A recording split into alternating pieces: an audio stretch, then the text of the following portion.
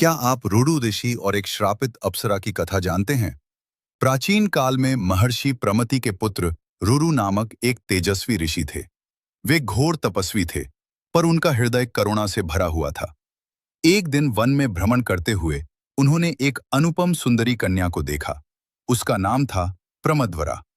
रुरु उसे देखते ही मोहित हो गए। दोनों का प्रेम शुद्ध था और शीघ्र ही विवाह निश्चित हुआ। पर नियति को कुछ और ही स्वीकार था। विवाह से कुछ ही दिन पहले प्रमद्वरा फूल तोड़ते समय एक सर्प के दंश से मृत्यु को प्राप्त हो गई। रुरु का संसार उजड़ गया। उन्होंने रोते रोते वन, देवता, पृथ्वी सबसे प्रश्न किया, निर्दोष प्रेम का ये दंड क्यों? उनके विलाप से देवर्षि नारद प्रकट हुए और बोले, यह साधारण सर्प नहीं था, वह एक श्रापित गंधर्व था जो अप्सराओं के अपराधों का दंड भोग रहा था। रुरु ने तपस्या से देवताओं को विवश कर दिया। देवताओं ने कहा, यदि तुम अपने आधे प्राण प्रमद्वरा को दान कर दो तो वह फिर जीवित हो सकती है।